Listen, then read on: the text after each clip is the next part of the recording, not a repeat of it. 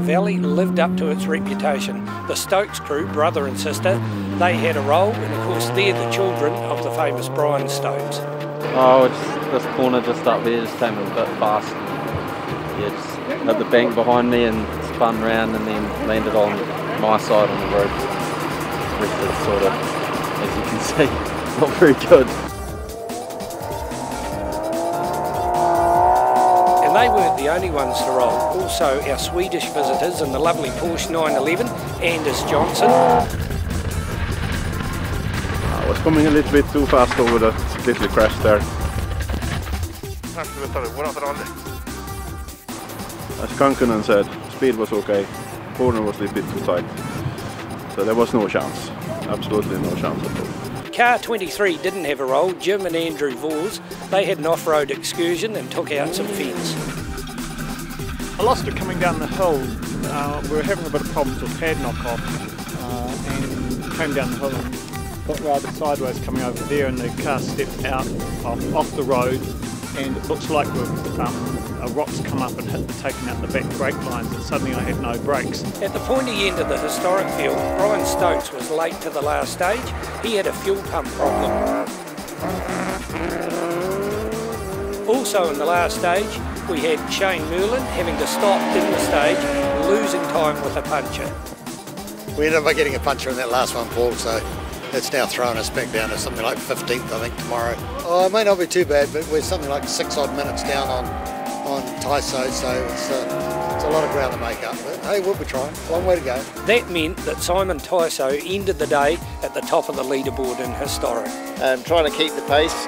Obviously 2 years ago when we were out here, we let the boys at the front get away from us a little bit, which meant we were never going to catch them. So we just tried to put it a little bit harder than we normally try last time, but trying to also stay as safe and as clean as possible. Brian Stokes still holds on to second, and now Stewie Reid is in third place and he's charging. As long as I stay on the road, I'll be happy. My normal style of driving's only on the road when I'm crossing it sometimes. So it's good. It's been a good day. The DMAC tires have been working really well. Been playing around with different pressures and things, but the road has got lots of loose on top, which hence the reason you appear to be using all the road. But hey, that's what Escots are all about. Back it in. The lovely Fiat 131 is now in fourth place, Matthew Robinson, but he has had a troublesome afternoon. It seemed to go off boil after 2, you know, and the spark plugs are really black and richer fuel, and changed, done the injector pump, and half of the electrics are changing the other half of the electrics now, so fingers crossed she should be back on form, but she's got no rive at the moment. I'm having to overdrive it, you know, to make it, we're taking chances around the corner to try and keep the speed up, you see. It's been a good day. We've seen some marvellous scenery, you know, as we've been going round, and it's a unique spot, especially when you've been used to going through the woods in Yorkshire and Wales, and it's just totally different. It's like a motorway.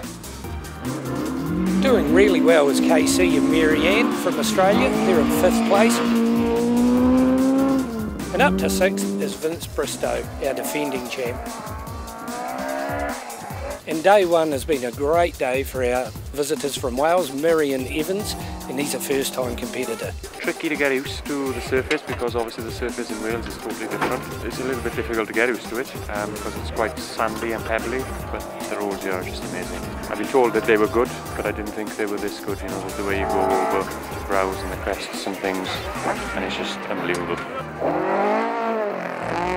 Big news in the challenge field, as expected. Derek Asen upped his pace this afternoon. He's now leading that field from Dave Strong. First stage, really slippery, and just driving here, I spun up. About 3.5 k's in, so just a silly mistake, really slippery. And then we had a little problem with the throttle on stage 2, but otherwise it's been pretty good. The last 3 we've had the alternator light's been on, but we've just put a bit of tape over that and it's fixed it. And up to 3rd is Jake Scannell in the little Toyota Corolla, after Brent Taylor has engine issues in the last stage with the Toyota 86.